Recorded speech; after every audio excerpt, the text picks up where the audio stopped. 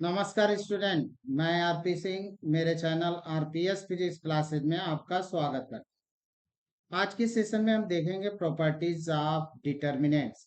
Very important topic होता है determinant के क्वेश्चन सॉल्व करने के लिए। तो लेते हैं प्रॉपर्टीज ऑफ डिटर्मिनेंट। आइए देखते हैं। पहली प्रॉपर्टी हमारी कह रही है the value of determinant remain unchanged if it row and column are interchanged। यानी रो और कॉलम को हम इंटरचेंज कर दें तो जो हमारा डिटर्मिनेंट्स होता उसकी वैल्यू चेंज नहीं होती है। यानी आप यही चीज हम लोग मैट्रिक्स में पढ़े थे, और मैट्रिक्स में ये पढ़े थे कि जब रो और कॉलम को हम चेंज कर देते हैं तो हमें कौन सा मैट्रिक्स मिल जाता था, ट्रांसपोज मैट्रिक्स। तो यही कॉन्सेप्ट यहाँ पे भी मिलनी है आपको कि अगर रो और कॉलम को हम इंटरचेंज कर देते हैं तो जो हमारी डिटर्मिनेंट की वैल्यू होती है डज नॉट चेंज। और रो और कॉलम को इंटरचेंज करने के कैसे लिखेंगे, आर, और इस तरह से हम, जैसे कॉलम है तो सी जे, इस तरह से हम चेंज करने का नोटेशन लगाएंगे। तो आइए पहली प्रॉपर्टी है वेरिफिकेशन इसका देते हैं। तो सपोज कर लेते हैं A1 A2 A3 B1 B2 B3 C1 C2 and C3। हमारे पास एक डिटर्मिनेंट है। अब इसको हम क्या करते हैं, ये रो और कॉलम को हम इंटरचेंज कर देते हैं। तो यहाँ से हमने चेंज, इसका एक्सपेंशन पहले कर लेते हैं। तो एक्सपेंशन हमारा हो गया इतना। देखिए कि एक्सपेंशन कैसे करते हैं, पहले वो चीज सीख लेते हैं।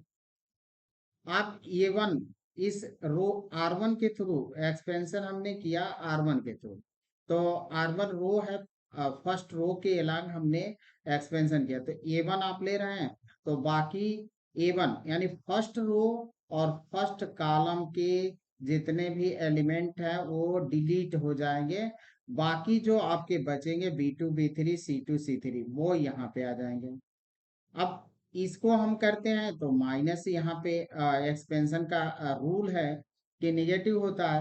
तो माइनस लिए जब A2 पर आ गए तो मतलब first row and second column के एलिमेंट डिलीट हो जाएंगे, और बाकी जो बचे वो रिमेनिंग एलिमेंट इसके अंदर आएंगे। तो B1 C1 और B3 C3। सिमिलरली यहाँ पे हमारा A3 है, तो A3 लिए।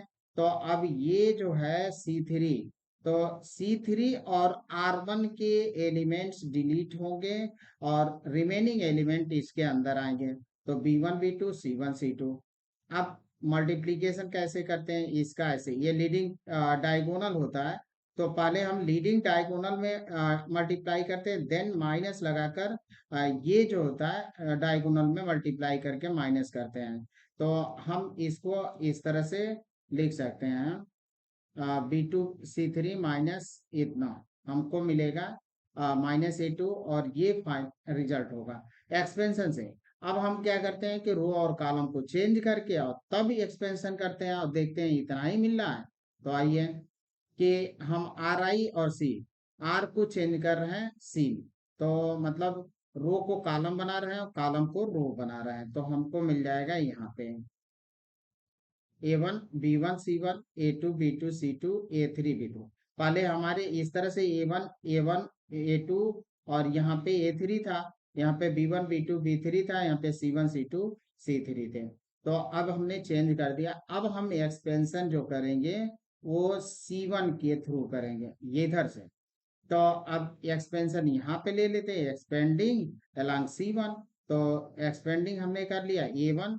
तो अब जब A1 लेंगे आप तो पहला काम होगा कि A1 के, अब ये फर्स्ट रो हो गया और फर्स्ट कॉलम के एलिमेंट जो होंगे वो डिलीट हो जाएंगे और रिमेनिंग एलिमेंट आएंगे। तो ये आपके डिलीट हो गया, तो बचा B2 C2 B3 C3। तो यहाँ पे आगे सिमिलरली A2 जब ले रहे हैं तो R2 के और C1 के एलिमेंट डिलीट होंगे।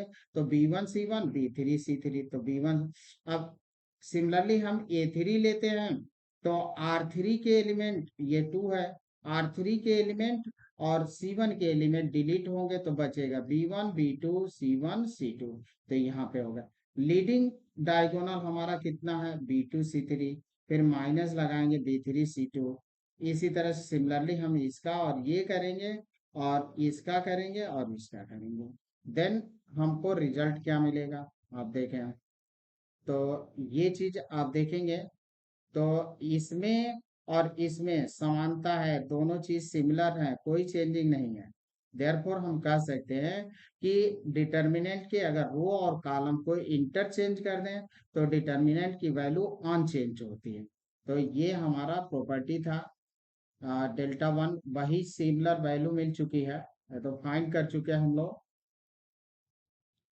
तो ये हमारा हो गया, hence delta one, delta equal to delta one, determinant A equal to determinant A का ट्रांसपोज, यानी डिटर्मिनेंट ए जो निकलेगा उसके ट्रांसपोज का डिटर्मिनेंट भी उतना ही होगा। तो where A dash transpose of A. अब आते हैं प्रॉपर्टी, हम टू लेते हैं और टू कह रहा है कि if any two row of determinant are interchange then the sign of determinant change. यानी अगर टू रो को या कॉलम को एडजेसेंट हो या ना हो, टू रो या टू कॉलम को अगर इंटरचेंज करते हैं तो उनकी वैल्यू चेंज नहीं होती है बट साइन चेंज हो। तो इसको हम वेरीफाई कर लेते हैं। A1 A2 A3 B1 B2 B3 C1 C2 C3 है हमारे पास। अब इसको हम क्या करते हैं कि R1 के एलांग एक्सपेंडिंग करते हैं। तो R1 के एलांग एक्सपेंशन हम लोग सीख लिए। तो अब R1 मतलब A1 A2 और A3 के एलांग एक्सपेंड कर देंगे तो हमको ये वैल्यू मिल जाएगी। अब जब एक्सपेंशन हो गया R1 के वैल्यू तो हम दो को चेंज करके, रो और कॉलम को चेंज करके तब देखते हैं क्या इतना मिल रहा है कि नहीं। अगर मिल भी रहा है तो क्या निगेटिव मिल रहा है, क्योंकि का प्रॉपर्टी के अकॉर्डिंग तो निगेटिव मिलेगा। तो आइए यहाँ पे हम लोग लेते हैं R1 को और R3 को हम चेंज कर दे रहे हैं। ये हमारा R1 है और ये हमारा R3। तो R1 और R2 को हम चेंज कर दे रहे हैं तो हमको मिलेगा यहाँ पे C3 C2 C1 B3 B2 B1 और A3 A2 A1। ये हमारा हो गया। अब ये C3 C2 C1, तो हमने R1 और R2 को चेंज किया। यहाँ पे देख लेते हैं थोड़ा सा कि क्या था हम लोगों का। यहाँ पे है कि R1 R3 और इसको भी चेंज कर रहा है। ये C3 और यहाँ से चेंजिंग हुआ है। C3 को भी चेंज किया, कॉलम को भी चेंज कर लेते हैं। C3 है और ये हमारा C1, तो इसको भी चेंज कर लेते हैं। देन हमको मिलेगा इतना C3 C2 C1 B3 B2 B1 और A3 A2 A, यानी इतना चेंज किया। अब इसके हम एक्सपेंस करते हैं R3 एक्सपेंडिंग। तो R3 ये है हमारा, R3 के एलांग हम एक्सपेंड कर देते हैं। तो A1 ये आ गया, C2 B2 और ये होगा -A2। एक्चुअल में ये मिसप्रिंट हुआ है, R1 और R2 ही हमारे, R3 ही चेंज हुआ है। तो ये तो हमारा C1 ये होगा, ये C3 होगा और ये हमारा 1 है, ये B3 है और ये 1 है और ये 3 है। अब यहाँ से एक्सपेंशन किए तो ये हमारा कैंसिल आउट हुआ और ये हमारा कैंसिल आउट हुआ। ठीक है, इस तरह से हम एक्सपेंशन करेंगे। तो यहाँ से डेल्टा वन, अब इसको हमको चेंज करना है, रोटेट। बी टू को पहले ले आना है, इसको इधर तो माइनस कर लिए और इस तरह से हमारा ये एक्सपेंशन हुआ। अब देखिए ये हमको मिला और -A2 लिए, अब इसको हम रोटेट किया तो ये तो हमारा माइनस है ही है ऑलरेडी, और यहाँ पे हमने माइनस को कॉमन ले लिया तो ये, और ये प्लस था तो इसको हमको रोटेशन देना था। रोटेशन में तो हम रोटेशन किए तो फिर हमको मिले यहाँ माइनस, यहाँ पे रोटेशन के कारण ये, क्योंकि यहाँ पे देखिए ये 1 है और C2 B3 है तो यहाँ पे क्या होगा B2 C3 और -B2 C3 है तो ये आपका B3 और C3 इस तरफ आ गया। फिर यहाँ पे जब रोटेशन किया तो हमको ये मिला। अब ये जो चीज मिल रही है यहाँ पे वही चीज सेम है, बट यहाँ पे क्या हो रहा है, निगेटिव आ रहा है।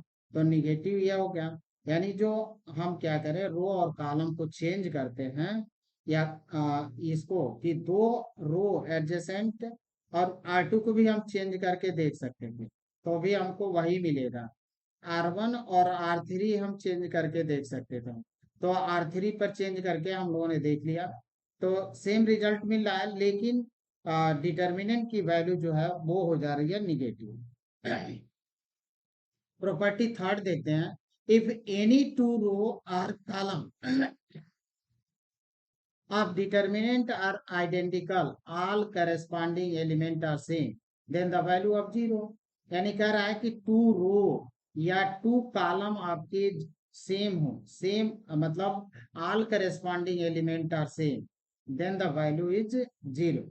करस्पॉन्डिंग एलिमेंट हमारे सेम है तो उसकी वैल्यू क्या आएगी, जीरो आएगी। तो यहाँ पे वेरीफाई कर रहे हैं, if we interchange the identical rows or column of the determinant, then delta does not change, however by the property 2 it following that has changed its sign, sign change होता है।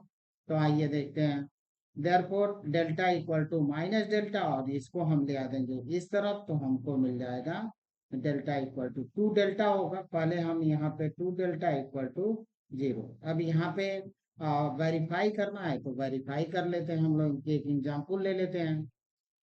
3 2 3 और 2 2 2 3 3 3, ये हमारे पास एग्जाम्पल है।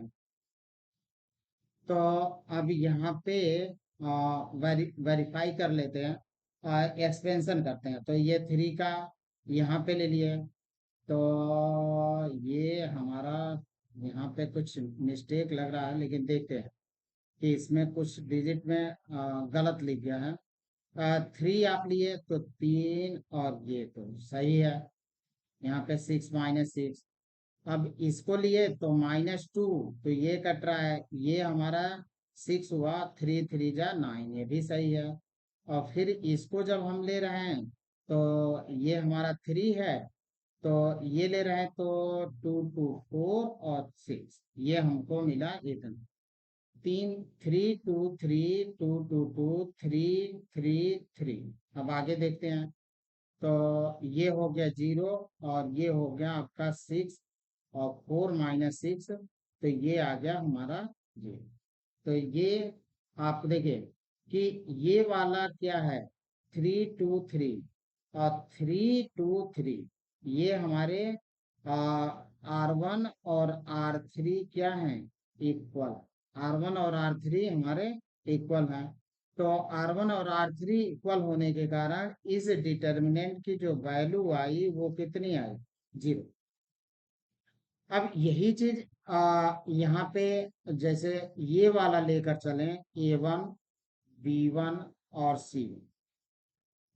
A2 B2 A1 B1 और C, और ये ले लेते हैं A3 B3 और ये C3। अब यहाँ पे दो हमारे सिमिलर, R1 और ये कितना हो गया 8, तो सिमिलर है। हम R1 और R2 को इंटरचेंज कर देते हैं, तो इंटरचेंज करेंगे, इसको उसके जगह पर ले चलेंगे और उसको इसके जगह पर, तो कोई चेंजिंग तो आएगी नहीं, सेम चीज वही मिलेगा, लेकिन साइन बदल जाता है। आपको याद प्रॉपर्टी हम लोग देखे थे सेकंड में, तो हमको A1 B1 C1, A2 B2, और फिर कितना मिला C2, यहाँ से A3 B3, और ये मिल गया हमको C3। तो सेम चीज हुआ, और ये माइनस डेल्टा, और ये हमारा डेल्टा, डेल्टा को इधर लाए तो 2 डेल्टा इक्वल टू 0, तो डेल्टा इक्वल टू 0। यही बात प्रॉपर्टी के शुरुआत में कही गई थी। तो ये हमारा थर्ड प्रॉपर्टी थी।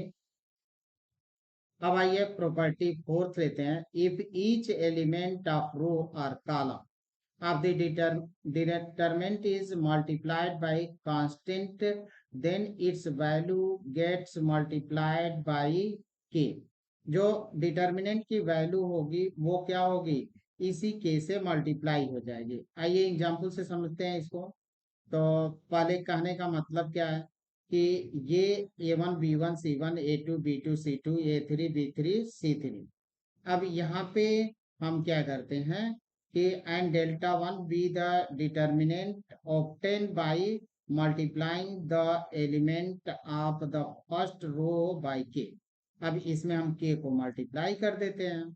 तो देखिए, अगर K A1 K B1 K C1, यहाँ पे A2 B2 C2 A3 B3 C3 इतना हो, तो अब सब एलिमेंट में है, के को मल्टीप्लाई किया हमने इतना। तो अब ये क्या होगा आपका कि इस के को सब में मल्टीप्लाई करने के, ये डिटर्मिनेंट की जो वैल्यू होगी वो के से मल्टीप्लाई हो जाएगी, यही कह रहा है। तो अब यहाँ पे आते हैं expanding along first row we get. तो अब उसको हम एक्सपेंड कर लेते हैं, K A1 B2 C3 minus B3 C2, ये हम लोग कर चुके हैं, KB1 और इतना हो। अब सब में से हम क्या करते हैं, के को कॉमन ले लेते हैं। तो के को आप कॉमन लेंगे तो A1 B2 और बी माइनस B1, और ये हमको मिल जाएगा, और प्लस C1 इतना। अब क्या करते हैं कि इसको फिर हम डिटर्मिनेंट फॉर्म में रख लेते हैं। तो अब देखिए कि यही तो हमारा डेल्टा था, तो ये हो गया। अगर हम इसी को ऐसे भी लिख सकते हैं, अगर मान सपोज करें कि यहाँ पे A1 और ये है M B1 और MC1, और यहाँ पे N A2 N B2 N C2, ये जगह पर N। अब P ले लेते हैं, यहाँ पे A3 P B3 और PC3, इतना। तो अब यहाँ से क्या होगा, यहाँ से तो डिटर्मिनेंट में m का मल्टीप्लीकेशन हो जाएगा, यहाँ से क्या होगा, n का मल्टीप्लीकेशन हो जाएगा, और यहाँ से क्या हो जाएगा, p का मल्टीप्लीकेशन होगा। A1 B1 C, A2 B2 और C2, यही चीज A3 B3, और ये हमको मिल जाएगा C। तो ये हमारे जितने भी कॉमन फैक्टर होंगे इसके अंदर वो बाहर निकल कर आएंगे, और सब में मल्टीप्लाई होगा, सबका मल्टीप्लीकेशन। तो ये हमारा था कि इतने की जगह पर हम क्या लिख सकते हैं, इक्वल लिख सकते हैं, K A1 B1 C1 A2 B2 C2 A3 B3 C3। यानी अगर ये कहीं पे है तो इसको हम बाहर निकाल लेंगे और इतने को वो कर देंगे। तो अब प्रॉपर्टी नंबर 5 लेते हैं। If some are all element of row और column of A determinant are expressed as the sum of two or more terms, then the determinants can be expressed as sum of two or more determinants। अब इसका meaning समझते हैं। देखिए कि कहकर कि अगर किसी डिटर्मिनेंट में कोई कॉलम या रो के जो एलिमेंट है अगर किसी सम के रूप में है, तो उसको हम दो सम के रूप में, दो डिटर्मिनेंट के सम के रूप में लिख सकते हैं। तो यहाँ पे A1 + λ1 B1 C1 A2 + λ2 B2 C2 A3 + λ3 B2 C3। अब इसको हम क्या कर सकते हैं, इसमें जो हमारा फर्स्ट रो है वो दो सम के रूप में लिखा गया है, तो इसको हम क्या करते हैं कि दो रूपों में लिख सकते हैं, A1 B1 C1 A2 B2 C2 A3 B3 C3 λ1 B1 C1 λ2 B2 C2 और λ3 B3 C3। तो यानी टू डिटर्मिनेंट के रूप में इसको लिखा जा सकता है। इसकी वैल्यू में कोई चेंजिंग नहीं आएगी, तो वेरिफिकेशन भी हो सकता है, इजी है, बट कोई वेरिफिकेशन नीड्स नहीं है। आप इसको इजीली कर सकते हैं। तो हमारे पास इतना है, और ये कि अब एक्सपेंड कर लेते हैं इसी को, एक्सपेंडिंग द डिटर्मिनेंट, डिटर्मिनेंट को एक्सपेंड करते हैं 1 + λ1, इतना हमारा, ये तो हम लोग जान ही चुके हैं कि कहाँ से मिल रहा है। और A2 λ2 लिए, फिर ये मिल गया हमारे पास, और A3 λ3। अब देखिए कि क्या करते हैं कि इसका मल्टीप्लीकेशन A1 में कर लेते हैं, फिर इसी का मल्टीप्लीकेशन लैम्डा 1, फिर इतने का मल्टीप्लीकेशन A2 में, और फिर इसका इसमें, फिर इसका मल्टीप्लीकेशन हम A3 में करेंगे, और फिर इसी का इसमें कर लेंगे। देन हम दो डिटर्मिनेंट के सम के रूप में इसको हम लिख सकते। तो इतना हम लिखे, फिर इतना किए, और फिर हमको मिला A3 B1 C2 minus B2 C1 plus λ1 B2 C3 minus C2 B3 minus λ2 B1 C3 minus B3 C1 plus λ3 B1 C2 minus B2 C1। अब इसको हम ऐसे लिख सकते हैं A1 B1, ये हमारा जो पहला है इसको हम एक तरह से, और सेकंड वाले को कैसे लिख सकते हैं, इस तरह से लिख सकते हैं। तो ये हमारा प्रूफ हुआ। अब एक लास्ट प्रॉपर्टी है, लास्ट प्रॉपर्टी हम लोग देख लेते हैं।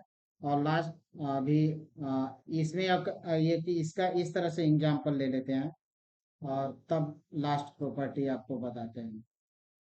तो देखें कि पहली बार में हम लोगों ने देखा कि रो में जुटा था, सम था। अब कॉलम में हम ले लेते हैं, तो कॉलम में भी इसको हम क्या कर सकते हैं, A1 A2 A3, और इसमें अल्फा अल्फा 1 अल्फा 2 अल्फा 3। तो इसको हम दो डिटर्मिनेंट के सम के रूप में लिख सकते हैं। तो A1 B1 C1 A2 B2 C2 A3 B3 C3, और प्लस ले सकते हैं alpha 1 B1 C1 alpha 2 B2 C2 alpha 3 B3 C3। इस रूप में हम इस डिटर्मिनेंट को ले सकते हैं। प्रॉपर्टी 6 है, if two each element of row और column of determinant the equi multiples of corresponding element of other row and column are added, then the value of determinant remains the same. The value of determinant जो होगा remains same if apply the operation Ri equal to Ri plus KRJ, या CI equal to CI plus KCJ। कोई changing नहीं होती है। तो verification हम लोग ले लेते हैं, लेट कर लेते हैं कि हमारे पास इतना है। अब आप देखें कि इतना हो गया। अब इसमें क्या कर रहा है कि R1 में, अगर R1 में हम R2 में या R3 में, यह हमारा R1 है। अब R1 में हम किसी चीज को मल्टीप्लाई कर, मान लीजिए KR2 लिख दें, KR2 करके लिख दें R1 की जगह पर, तो इस डिटर्मिनेंट की वैल्यू चेंज नहीं होगी। तो अब आइए यहाँ पे क्या करते हैं, KC1 A2, ये ले लें KC2 A3 KC3। अब इस डिटर्मिनेंट की वैल्यू चेंज नहीं होगी। हम पांचवी प्रॉपर्टी लगाएंगे, फिफ्थ वाली प्रॉपर्टी, और देन हमको वही रिजल्ट दो डिटर्मिनेंट के रूप में तोड़ देंगे, और तब देखिए क्या मिलता है। आप आइए, तो यहाँ से R1 की जगह पर KR3 लिखा हमने। अब इसको हम दो रूपों में तोड़ रहे हैं, तो देखें और यहाँ पे आपका इतना हुआ KC1 C2 C3 B1 B2 B3। अब यहाँ से आप K कॉमन ले लीजिए इसके जगह पर, तो K को हम बाहर निकालेंगे तो हमको मिलेगा इतना। अब K की वैल्यू हम निकालते हैं, तो अब देखिए K को जब बाहर निकाल देंगे तो ये हमारा रो जो है R1 और R3 इक्वल हो जा रहे हैं। और डिटर्मिनेंट में आप जान ही रहे हैं, प्रॉपर्टी है कि अगर दो रो या दो कॉलम हमारे इक्वल हैं तो उस डिटर्मिनेंट की वैल्यू 0 आती है। तो ये 0 हो गया, हमको वही चीज मिला। तो थैंक यू स्टूडेंट। वीडियो अच्छा लगा हो तो लाइक करें, कमेंट करें, शेयर करें, और मेरे चैनल को सब्सक्राइब करें। धन्यवाद।